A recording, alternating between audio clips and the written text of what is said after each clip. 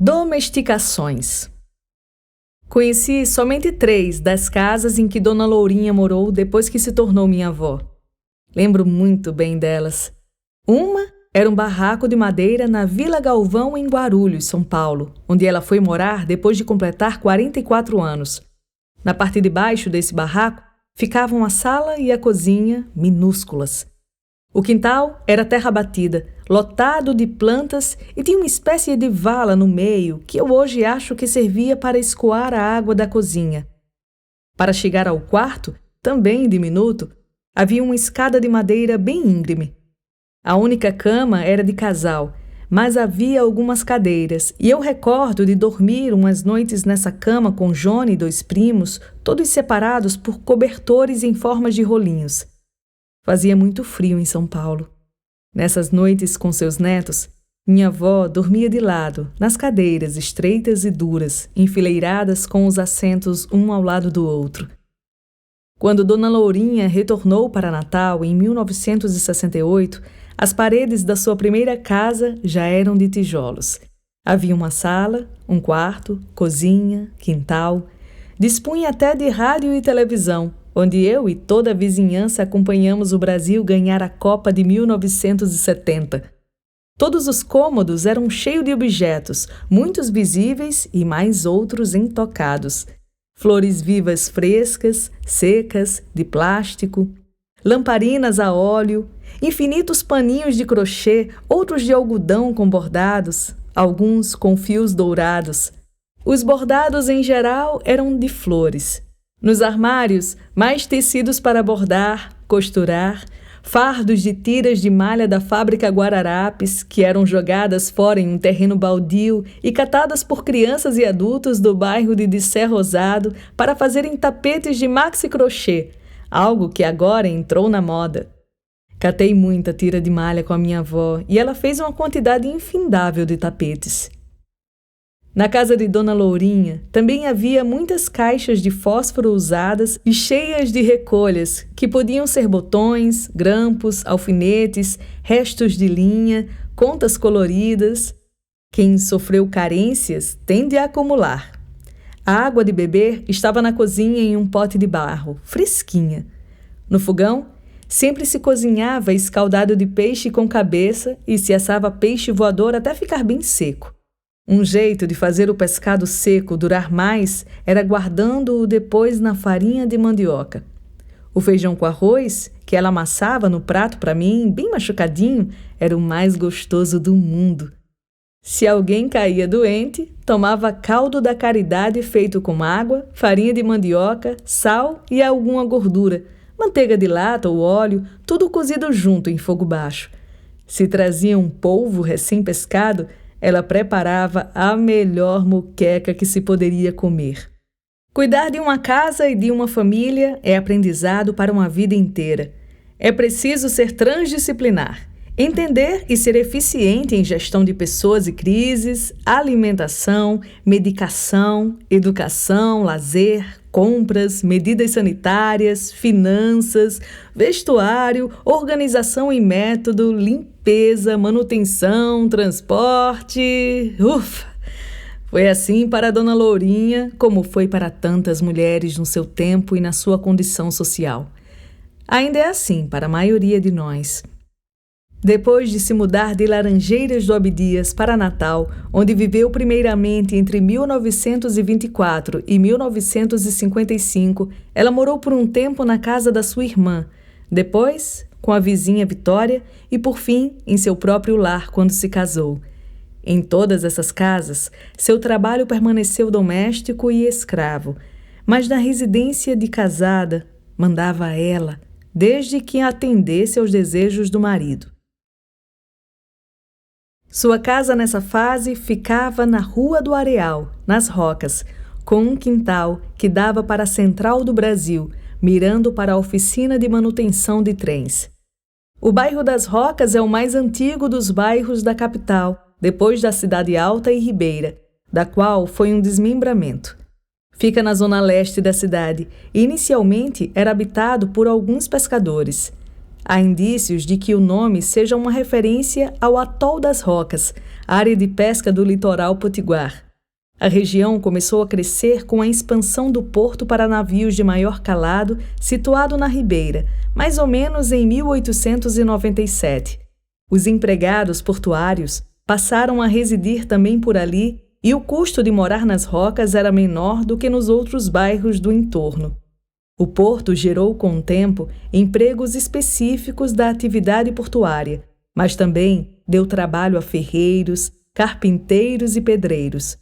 Com isso, Natal começou a atrair inúmeros imigrantes, principalmente no interior do estado, para o que contribuiu para o aumento da malha ferroviária e a instalação dos trilhos de bonde.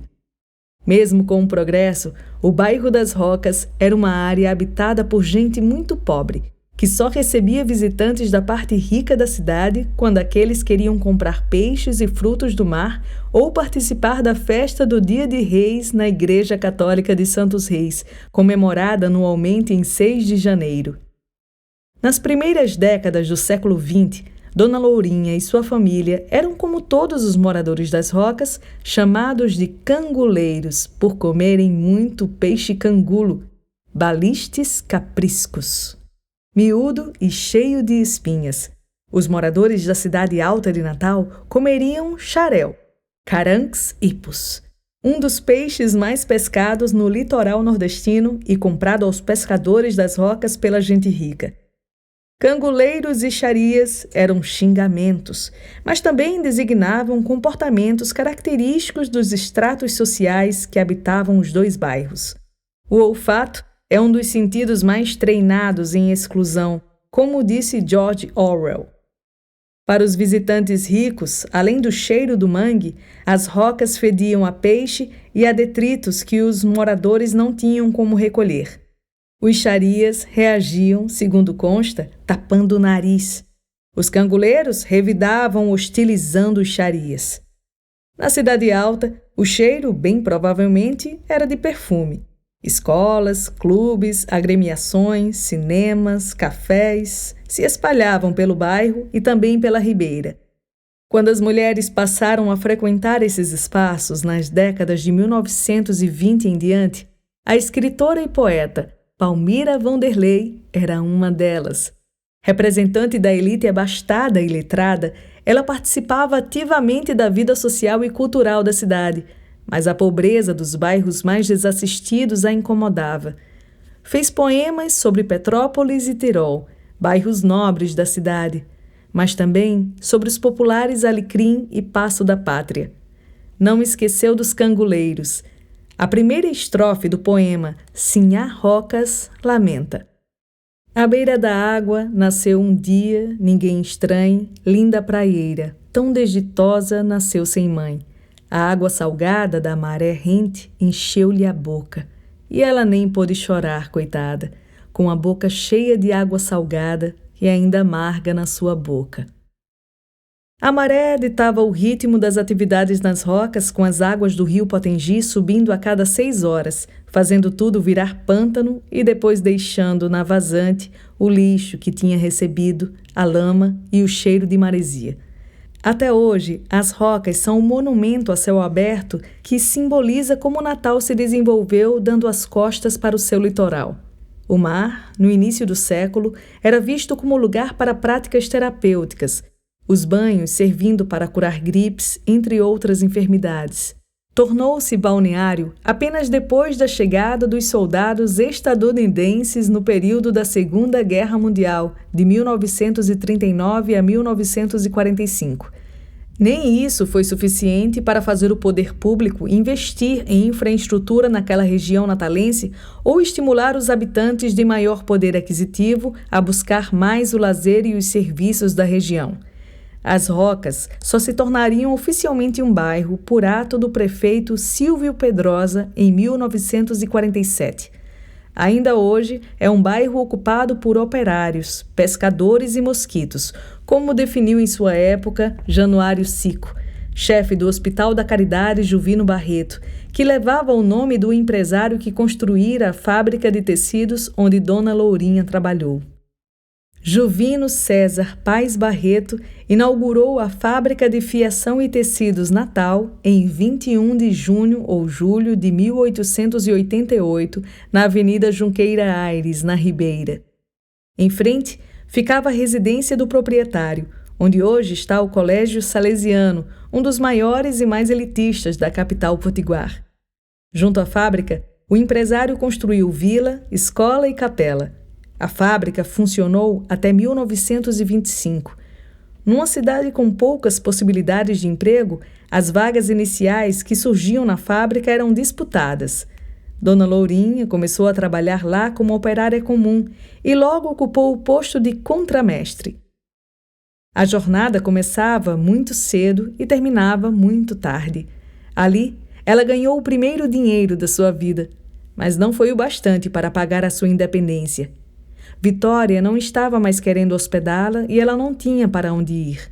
Não voltaria para a casa da irmã, onde seria empregada doméstica pela vida inteira. A vizinha já tinha lhe avisado. Deixe de ser besta. Está esperando o quê? Um doutor? Um juiz? Logo tu, que não tem nem onde cair morta, sem pai nem mãe? Quem vai te cuidar quando ficar doente? Tem que buscar marido, onde puder achar algum. Algum marido tinha nome certo. Era José Rufino da Costa Filho, amigo de Vitória, um homem com já quase 30 anos, viúvo, ex-pescador, ex-estivador, dono de bilhar. Os 14, quase 15 anos dela já davam para casar, segundo os costumes da época. Dona Lourinha não queria, pensou em morrer se atirando nos trilhos do bonde, mas terminou por querer. O padre da igreja de Bom Jesus, na Ribeira, disse para ela se casar em vez de se matar. Talvez sua sina fosse mesmo aquele marido. Ela aceitou. Comprou uma camisa nova para aquele homem desconhecido e assustador, seu noivo, a que ele deveria usar no dia do casamento. Mandou recado para ele ir para a igreja no dia seguinte às 5 horas da manhã. Ele foi.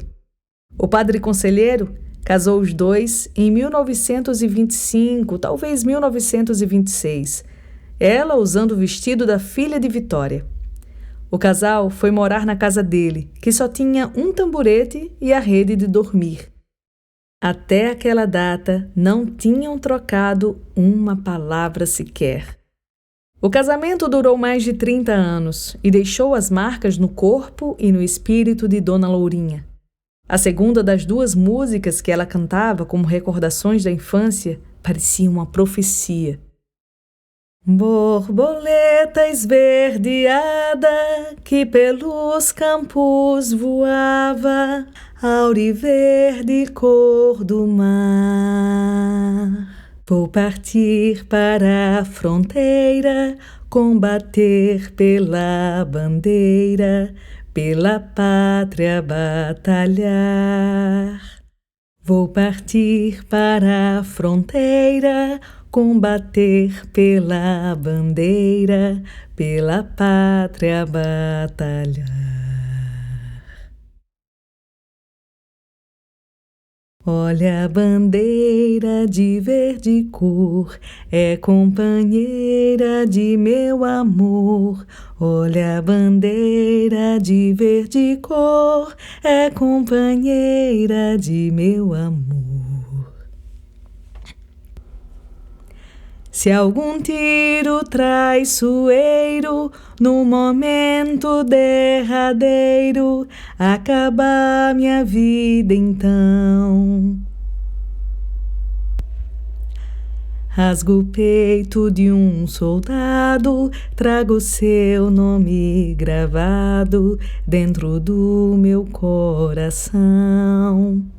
Rasgo o peito de um soldado, trago seu nome gravado dentro do meu coração, dentro do meu coração.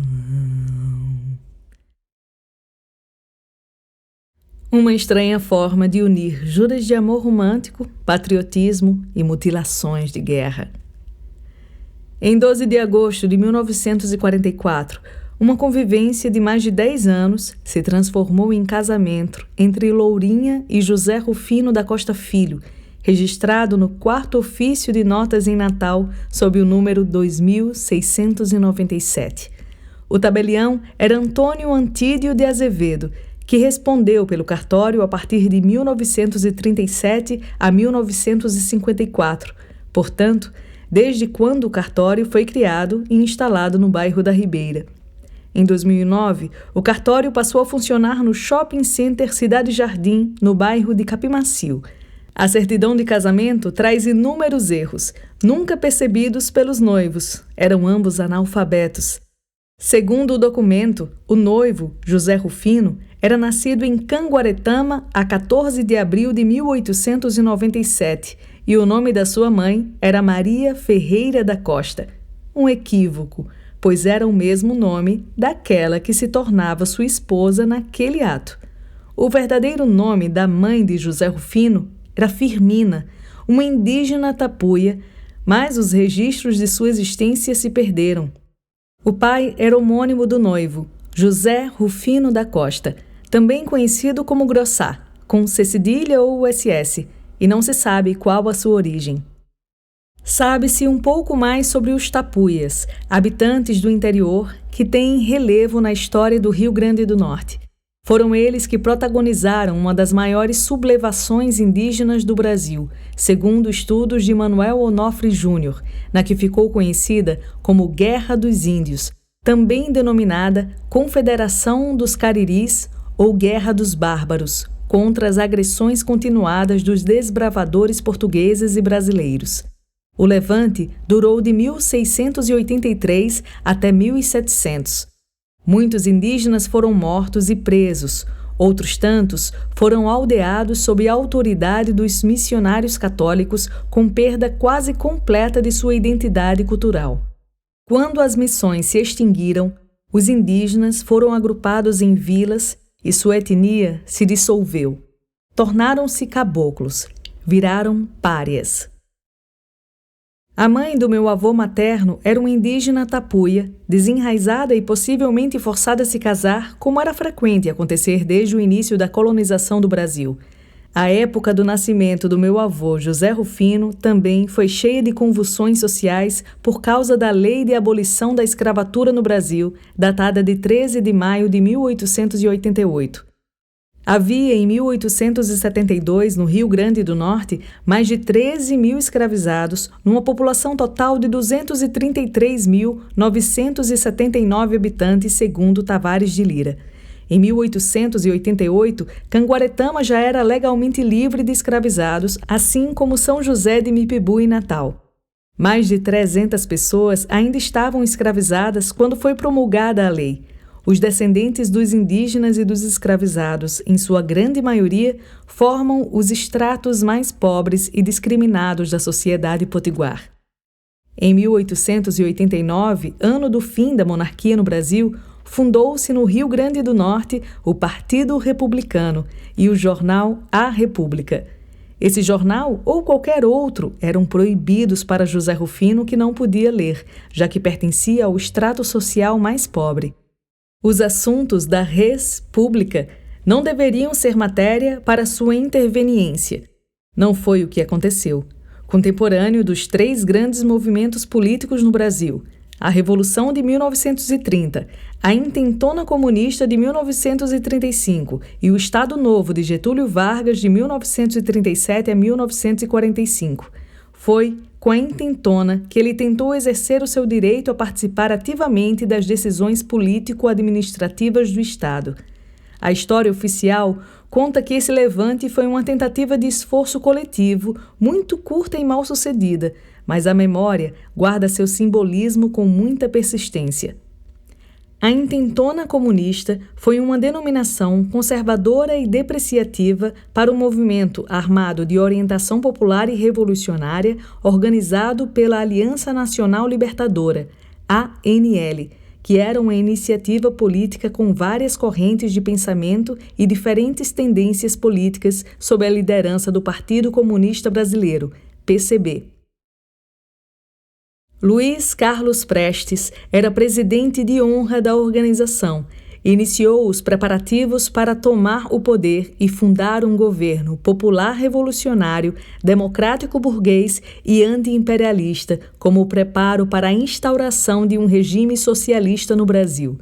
Os estados do Rio de Janeiro, com sua então capital federal, do Rio Grande do Norte e de Pernambuco foram escolhidos como foco da ação. Em confronto com a ANL estava a Ação Integralista Brasileira, com direitistas liderados por Plínio Salgado e contando entre eles com Luiz da Câmara Cascudo, todos seguindo uma perspectiva fascista. Grande parte do empresariado, da classe média e dos militares das Forças Armadas integravam essa ação. A despeito disso, o Rio Grande do Norte foi declarado Estado comunista por 4 dias. A eclosão do movimento revolucionário potiguar foi antecipada, mas as razões para isso não estão muito claras. Sabe-se que o levante no Estado era também motivado por descontentamentos contra a redução de efetivos do Exército e a proibição do reengajamento de praças.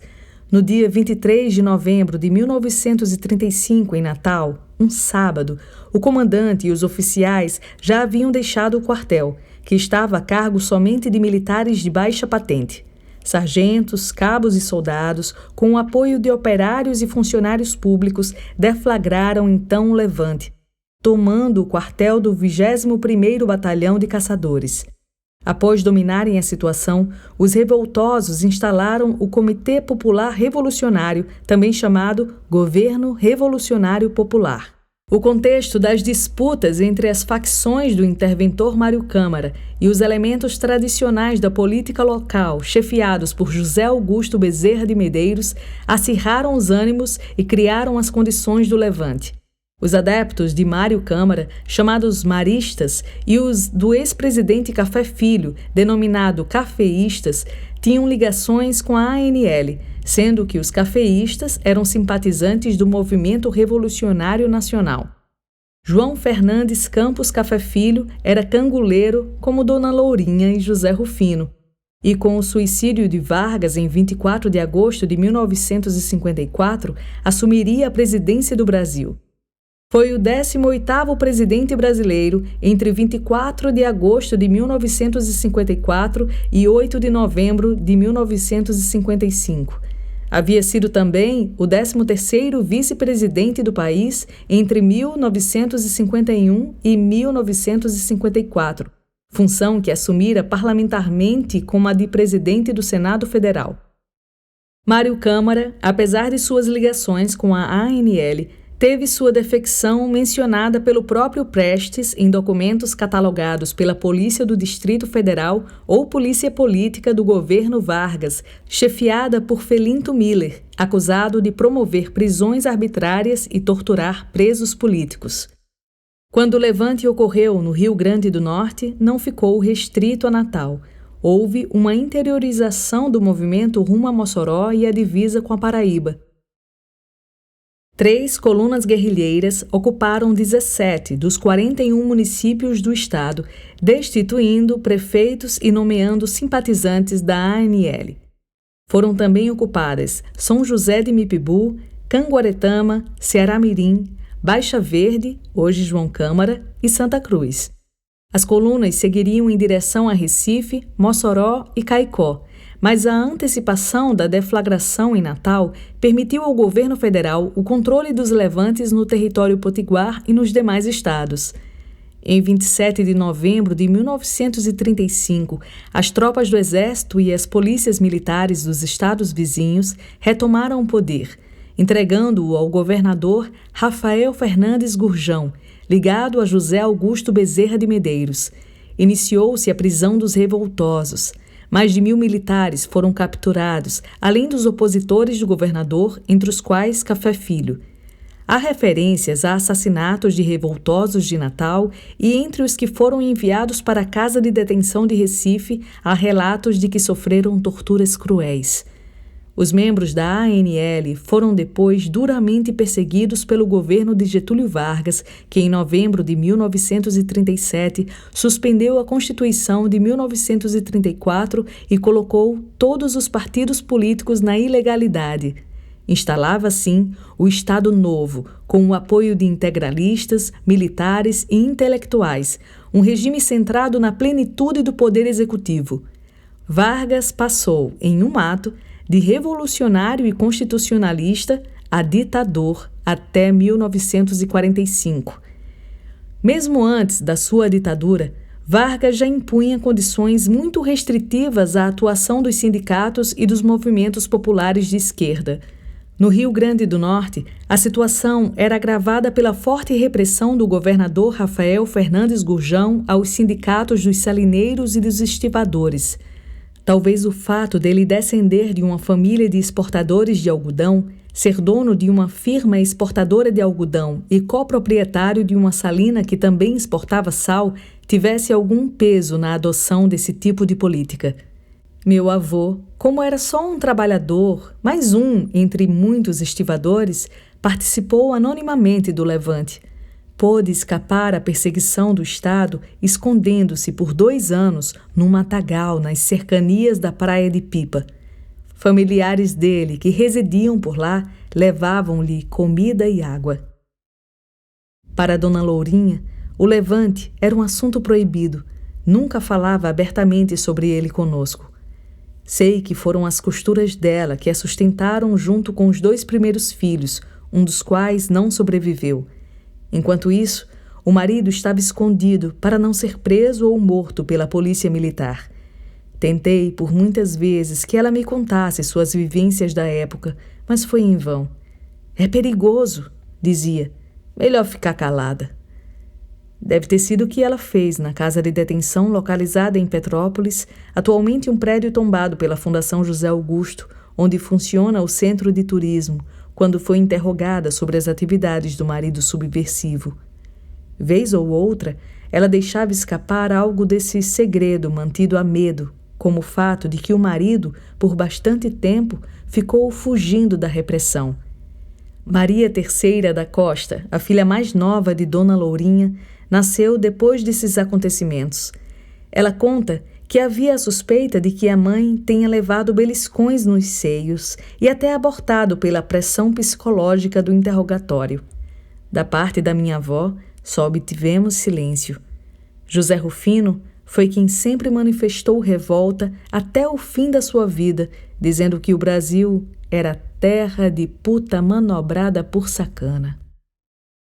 Terceira nasceu em 1936. Ela é a minha mãe. Quando casou-se com José Gomes da Silva, meu pai, mudou o nome para Maria Costa da Silva. Hoje está com 87 anos e é uma importante testemunha, talvez a única ainda viva, da longa trajetória de Dona Lourinha. Morou a vida inteira ao lado da nossa matriarca, tanto nas Rocas como nas casas que ocuparam em São Paulo e também quando voltaram para Natal. O primogênito de Dona Lourinha também viveu nas Rocas com as 2 até o início da sua idade adulta e também esteve ao lado da mãe até morrer. Ele recebeu o mesmo nome do pai e do avô. Chamava-se José Rufino da Costa Neto. A família toda acompanhou o importante acontecimento histórico que se seguiu ao levante popular comunista em meio a toda a conturbação política e social do Estado Novo, a Segunda Guerra Mundial, que flagelou a humanidade entre 1939 e 1945. Em Natal, os habitantes da Ribeira e das Rocas mal começavam a conviver com veículos diferentes da montaria a cavalo, da carroça puxada por burros ou dos bondes, quando foi inaugurada a rampa de hidroaviões já em 1928 no bairro da Ribeira. Amy Johnson, uma das primeiras mulheres a cruzar o Atlântico pilotando um avião que pousou com seu marido Jim Mollison na rampa em 1933. Começava então uma importante mudança na paisagem cotidiana da cidade. Para Dona Lourinha e sua família, a guerra era uma infinidade de pessoas com aparência inusual, costumes estranhos e idiomas desconhecidos. Multidões de soldados estadunidenses numa cidade ainda pequena surtiam um grande impacto na população local. Além disso, Havia aviões de guerra sobrevoando regularmente a cidade e sirenes altas alertando sobre bombardeios nunca ocorridos. A família toda testemunhou o desfile do presidente Franklin Roosevelt com Getúlio Vargas em carro aberto no dia 28 de janeiro de 1943. Viram tudo em pé no início da subida da ladeira da rua Câmara Cascudo, defronte ao Colégio Salesiano, o antigo palacete de Juvino Barreto. O Teatro Alberto Maranhão já estava em funcionamento muito perto dali. É uma construção datada entre 1898 e 1904, representativa da Belle Époque em Natal. Sem poder ir ao teatro, sem condições de imitar os maneirismos do período ou seguir o glamour da moda, Dona Lourinha estava presa em sua casa pela falta de dinheiro e pelas garras do patriarcado. Poderia ter sido uma eterna excluída, pois seu lazer era ir à missa e a arte que podia acessar era mambembe e escassa. Poderia, mas foi pouco a pouco rompendo os limites, lentamente superando a falta de instrução formal com a sabedoria da ancestralidade e a força da sua própria vivência. O que não sabia, aprendia de ouvido. O que não tinha, inventava. A pobreza e a necessidade de sobrevivência a fizeram buscar e aceitar dádivas para seguir vivendo. Também a ensinaram a ser uma profissional na arte de ajudar.